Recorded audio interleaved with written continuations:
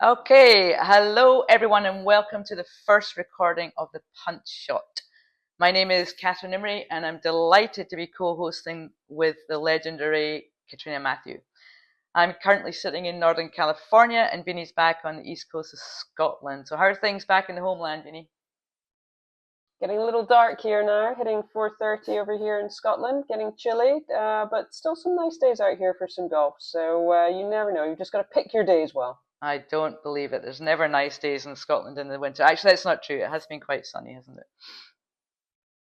It has, yeah, we've had some lovely days actually. A little bit of a cold snap, but some nice stuff. Okay, well, before we get into the meat of this pod, I thought it'd be fun for the listeners to get to know you a little bit better, Katrina. So, without further ado, are you ready to play So You Think You Know Katrina? We're going to do a quick little nine with the captain here. You ready, Bean?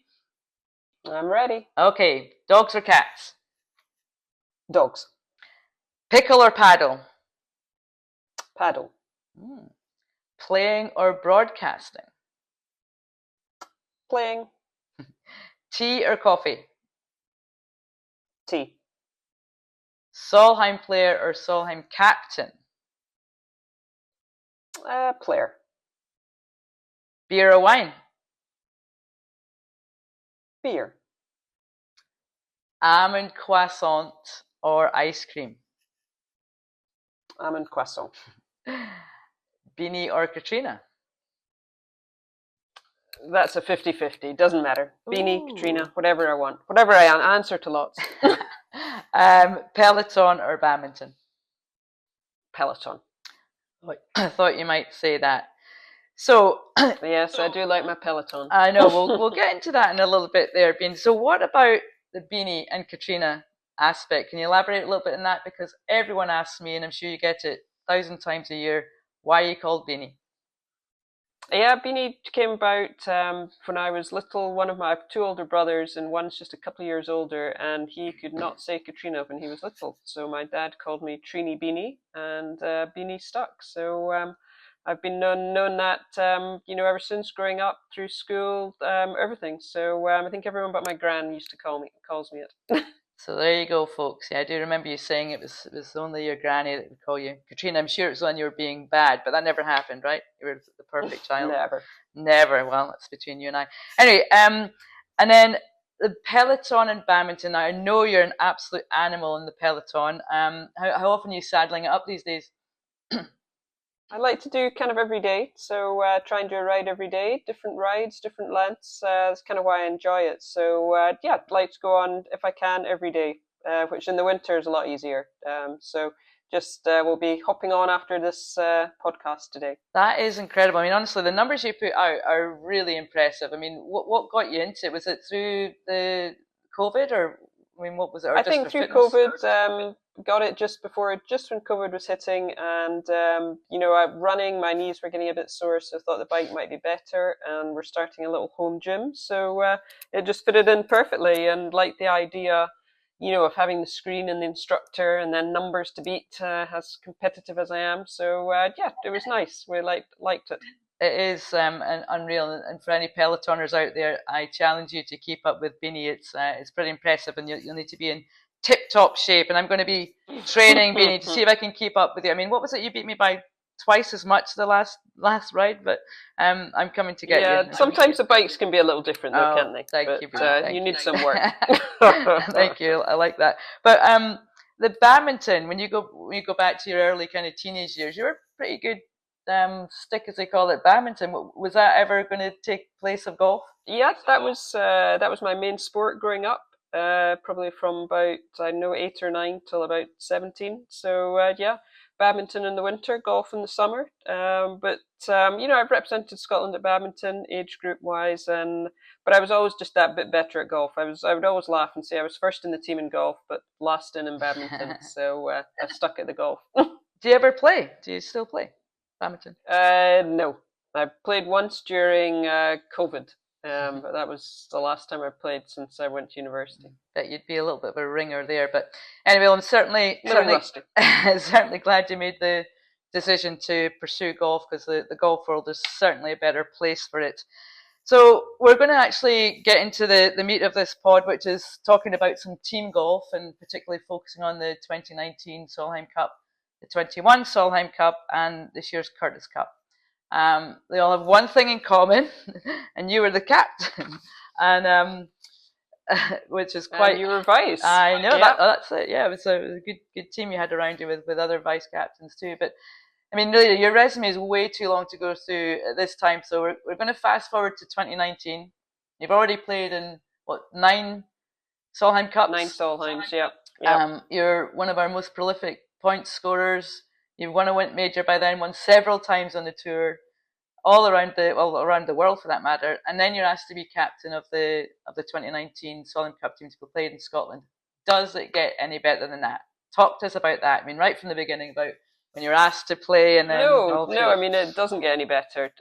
When you first start playing, I think I first played my first Solheim Cup in '98 at Muirfield Village, Jack Nicklaus course, where we got beaten. I think I lost the losing point for the European team. When you first play in it, you never imagine you're going to be captain. And then, I was fortunate enough to go on and, play well, playing, as you say, many Solheims. And, then maybe once you've played in 3 or 4 or 5, you start thinking, oh, maybe I'll be a captain one day. And just with the timing of it, with it being in Scotland at Gleneagles in 2019, it was just came round perfectly. Kind of in my career, I was just kind of winding down and was struggling to make the teams, so it just seemed the perfect chance to become captain. And I must say, Gleneagles, it's only an hour and a half from where I live here in North Berwick, so couldn't have scripted it any better to be where it was. As a European captain, you really don't get the chance often to be captain in your home country because obviously it moves around.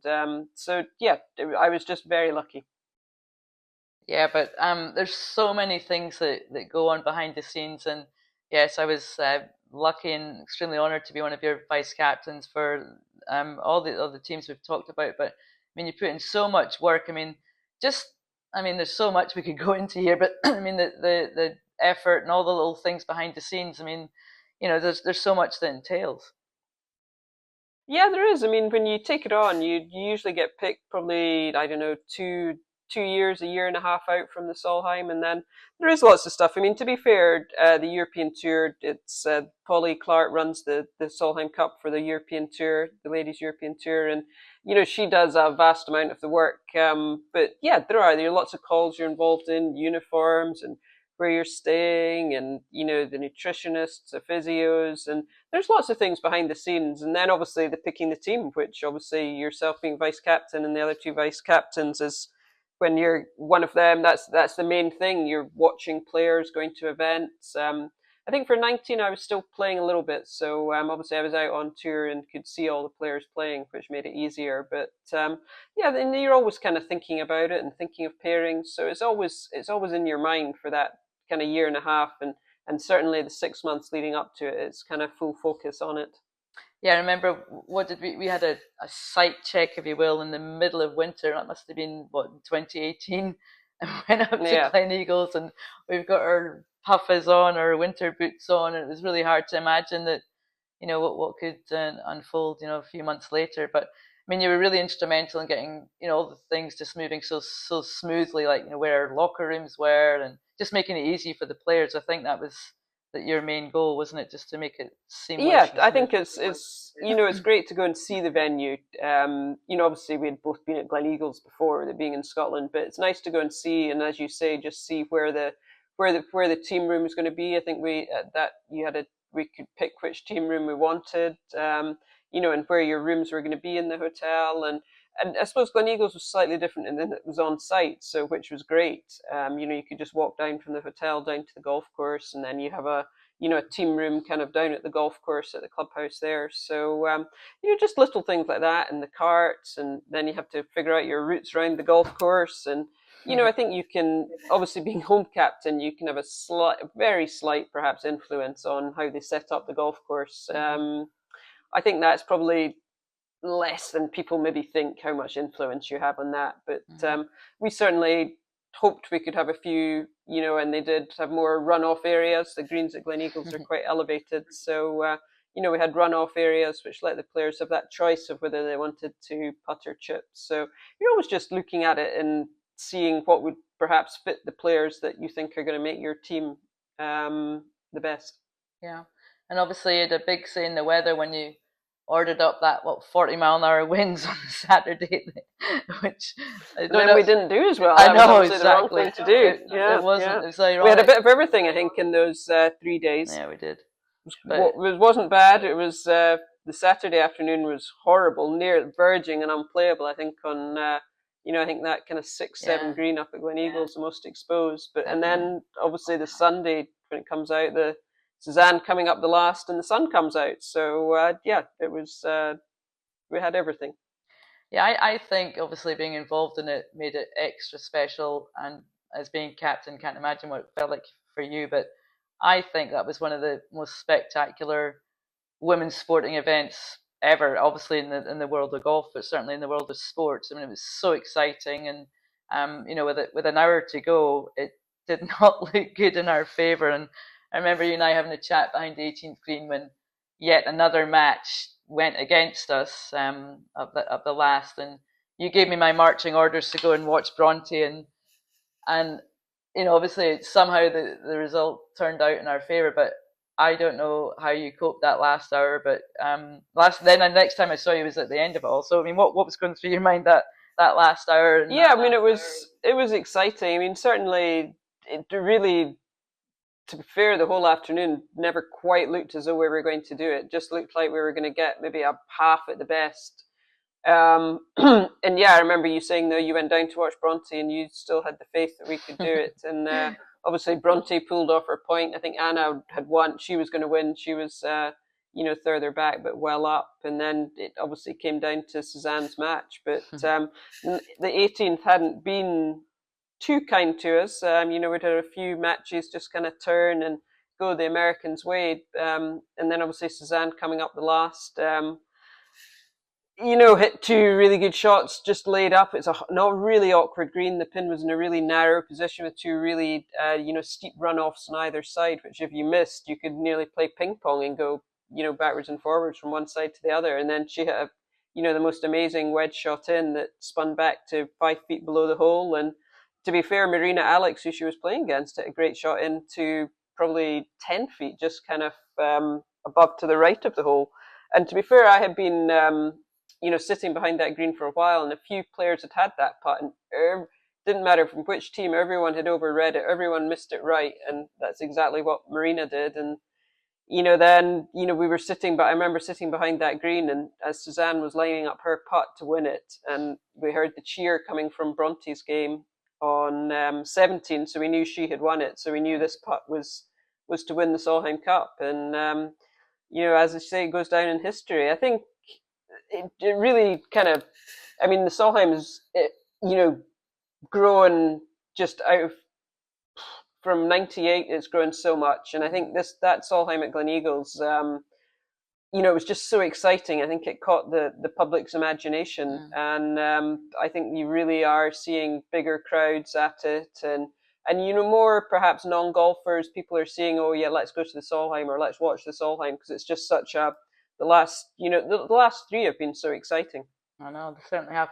So we can't go on to Inverness without talking about the pick that was Suzanne, and how it all just kind of boiled down to that last putt. And you have to tell the listeners what that little chat was when you went up to her when she was walking from 17 to 18.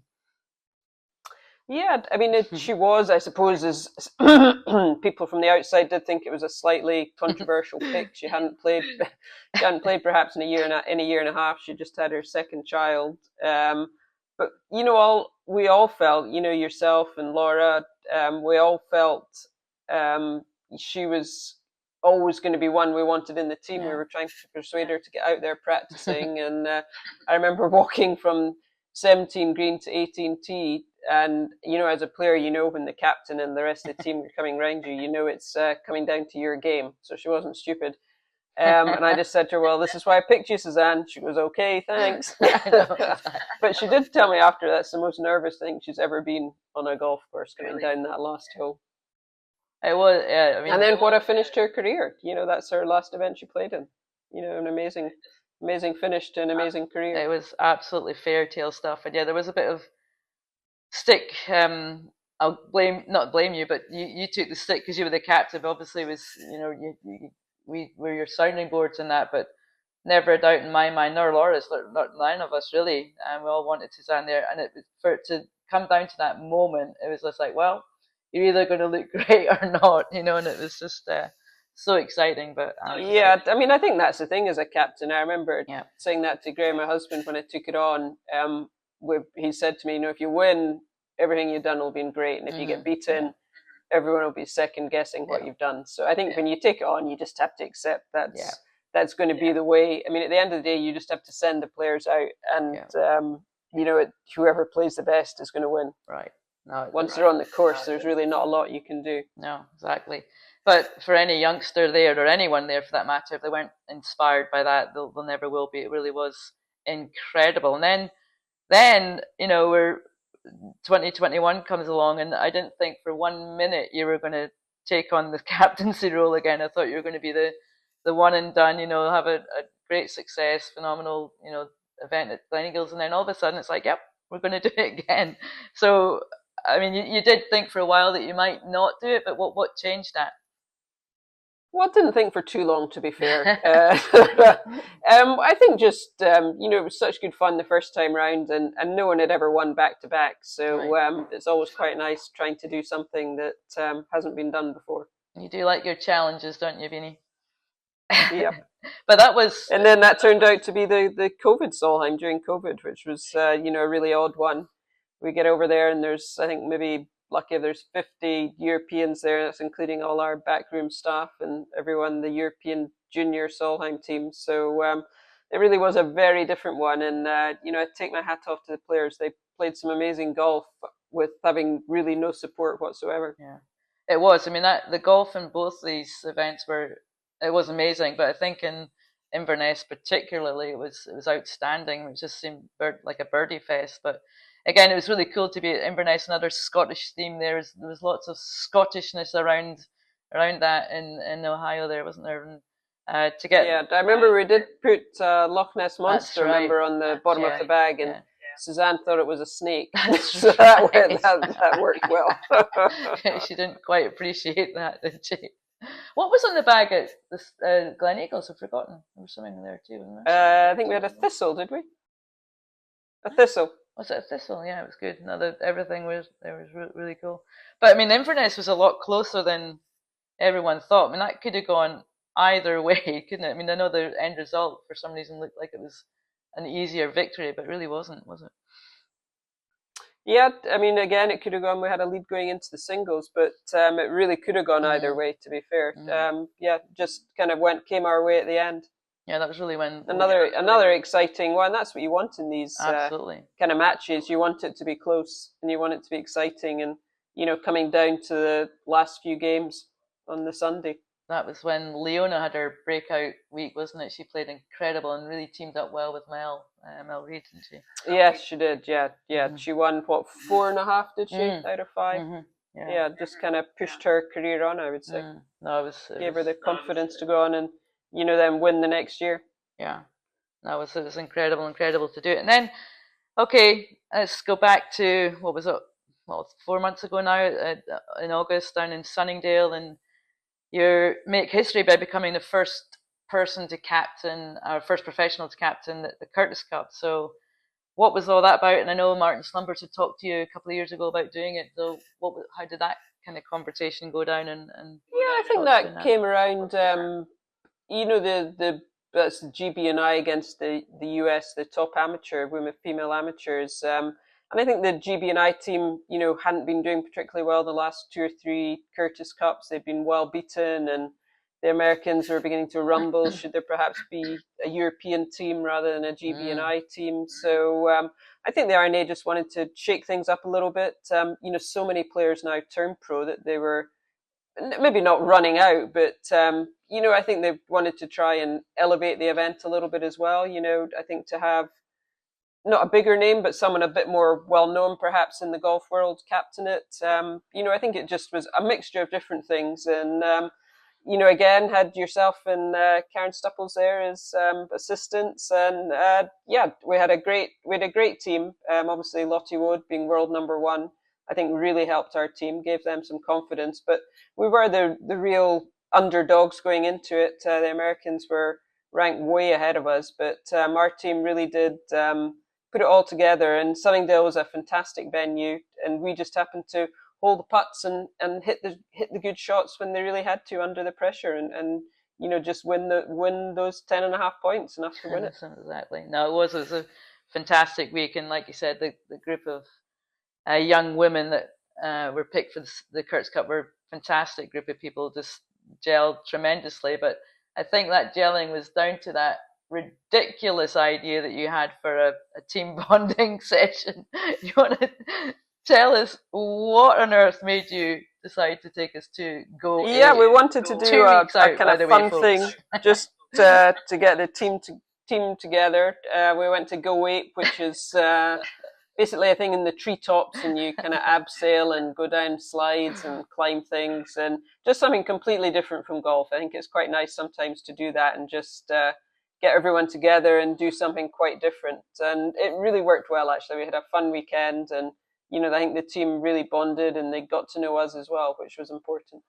Fun weekend. I mean, we're basically signing disclaimers. You could break your wrist. You could have serious injuries. We're 2 weeks out from the Curtis Cup. You could hurt yourself walking over the road. Oh, look, I'm with you. And you and I did the course as well, and I've never been so scared in my life. But I have to say, it's amazing how much confidence you do build. Especially when you've got someone behind you, i.e. yourself, shaking the rope while I'm trying to go over it. And we've got Hannah Darling taking the GoPro video, and I'm swearing at the top of my voice that Hannah, poor girl, was getting the... Got to do something to make it a bit more fun, don't we? No, but it was great. It's a really good idea. And I mean, clearly you've got this knack to bring individuals together and perform as a team, because on paper, the Solheim Cup probably shouldn't have won these, and certainly shouldn't have won again, let's say on paper, underdogs, the Curtis Cup, and yet, it's just every one of the... It's just getting them together, isn't it? And you've got to make them try and believe that they've got to believe that they can do it. I think that's the most important thing, is getting that over to them, is that they're good enough and they can go out there and beat them. And if they can believe that and believe that they can do it as a team, they're halfway there, I think. Yeah. And absolutely, I mean, there's no question, and all the teams we're talking about here, they in any given day are as good as anyone, and it is just getting that belief over, and it's just great when. Yeah, I mean, golf's one of these funny sports where there's not a huge difference between in amateur and pro ranks. Number 1 in the world and number 50 in the world over one round match play. There's not a huge difference. You see that in the match play events. You've seen that Tiger's played match play. How many times is the number 1 seed beaten in the first round? So you just never quite know, but it's instilling that belief in them, I think. Yeah, definitely. No, and as I say, you've obviously got the secret sauce to do that. So it's great to see teams want to perform well, and and do it for the captain. So what's in the future? Is there going to be more captaincies for Captain Marvel, Matthew? Well, you never know. We'll wait and see. Watch this space. Right. Well, yeah, okay. We'll keep tight-lipped about that one, but I think you should be the next Ryder Cup captain. How about talking about that? You did talk to the Ryder Cup team, didn't you? Was that 3 years ago? Yeah, Whistling Straits. That obviously didn't go down well, because that was one of their biggest losses. Oops, yeah, I forgot about that. But that must have been quite the experience. Yeah, that was. I went out to Whistling Straits. Porrig had invited me out, and went in and met the team and spoke to them. Most nerve-wracking. I think that was worse than standing on the first tee in the Solheim. But great fun and great Absolutely. To go there. I'm actually going to be working for BBC Radio at the one at Bethpage, so looking forward to that. Oh, nice. That'd be great. It's supposed to be a really tough course. You better have your earplugs in. I think there's going to be a few tasteless comments. Could be noisy, that one, couldn't it? Could be noisy, exactly. Could be raucous. But it'll be good fun to be out there, walking the fairways and following some games. Mm-hmm. Yeah, there's nothing like the team games. It just seems to get everyone's emotions at a high there. So the season's definitely wrapped up for most players this year. Incredible year for the LPGA. I mean, just last week there's Gino Tidico winning a $4 million first prize. How about that? I know, my gosh, that's amazing how it's changed. Isn't Amazing it? how things develop, but great to see. Great to Absolutely. see. You know, an 11 million purse, I think, was it, at Mm. CME now with the Terry Duffy's increased the purse. But, you know, it was great to see. Watched a little bit of it on the Sunday and, you know, to finish Eagle Birdie to beat Angel Yin. God, that there was certainly quite the finish. Well, I think 4 million big ones at the end of it would give you a good incentive to try and go for it at the end. But the golf was And then incredible. she's off to Disney World, I read. I did see that. Yeah, no, she was very cool when she Yeah, but won it's there. been a great year. Mm. Obviously, Nelly winning what 7 times, and Lydia Ko getting in the Hall of Fame, winning the Olympics. She's now got what, a gold, a silver, and a bronze, one of each. But and then winning the Women's Open at St Andrews. So you know, there've been some great stories, but there were so many retirements this year. It's great to see Lydia keeping going. I thought watching the CME, every second person I seemed to be know. finishing. I did look at that. And talking of retirements, is that you finished with top level golf? Was the Open at St Well, Andrews the I've last not one? played much really recently, but yeah, I mean, I finished on tour a few years ago, but that was certainly my last Women's Open. I think Hmm. being a past winner, you can play till you're 60, but I think I'll call it quits. Well, it's a good one to walk out. And what about the weather? It was just horrible, wasn't it, St Andrews? Oh, awful! Yeah, Yeah, yeah. I've never known a week of. I mean, I know we get yeah. windy weather here in Scotland, but that whole week of it is certainly unusual. I know it really is. Not like California. You're enjoying the sunshine out there. Yes, it's lovely. It's not as warm as you think, to be honest. It's going to be a cool, crisp 16 degrees today, but at least the sun's always out, but you can always be outside there, but it's nice. But so now, as you are admitting that you're not playing top level golf anymore, you're going to broadcasting. Is that where you see yourself keeping busy over the next couple of I'd years or like to so? do just a little bit. You know, my Hmm. kids are still, still at school. One just heading off to university in September. But Hmm. nice being home and doing things with them and going to, the younger one plays hockey, going to our hockey games and things. So enjoying being home and just doing some family stuff. But yeah, ideally I'd like to do a little bit of broadcasting. I've got a few lined up for next year. Nice. So just see how it goes. I wouldn't like to do too many though. I'd had enough of travel. Yeah, well, that's the thing, isn't it? When we all get to the end of our careers, it's like, well, I'd be quite happy just staying in one place for the rest of my life, to be honest. We've done so much traveling, but you do get used to it as well, Well, I living in suppose. Scotland, you need to go and get a little heat sometime. Yes, you do. So just before we kind of wrap up here, as I say, most people are, hanging it up for the holiday season now, but there's Q School coming up for That's a right, I couple of the know. And great players. to see two of our Curtis Cuppers there. Exactly. Mimi Rhodes and Sarah Byrne at both final stage of LPGA and Yeah. LET. So For it's always good to yeah, see. I know. So Mimi won the second stage. Mimi So just played yeah, let's hope on they can fire, wasn't it? get through and get their card. Yeah, and then Lorna's at the LET as well from the yeah. So some interesting golf to keep an eye on for the up until Christmas. So we can wish them well. But I mean, Q School just seems like a million years ago for both of us. But you got it in your first attempt, didn't you?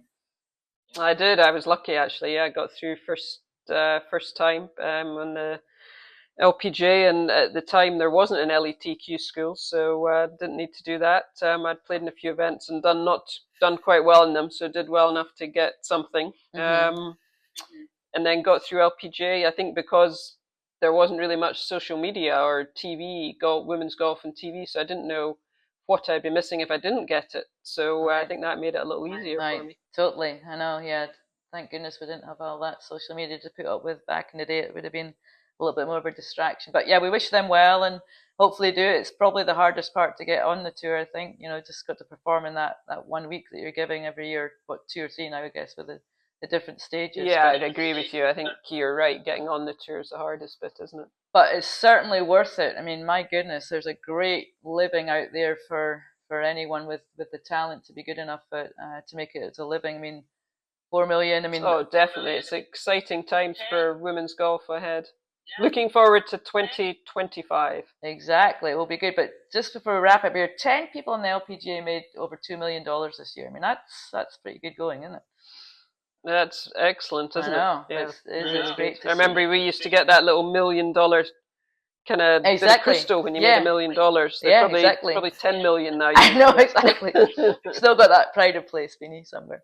You've got too many trophies to show, though. Not the case in my case. Anyway, Beanie, we're going to wrap it up there. Thank you so much for your time. Thanks. No, it's great. It's been really good to catch up, and hope you have a good Christmas. Give Rio a little tummy rub and hugs to your kids, and we'll do this again. Perfect. Sounds good. All right. We will Thanks. speak soon. Bye, Cheers. everyone. Bye. Bye. Bye.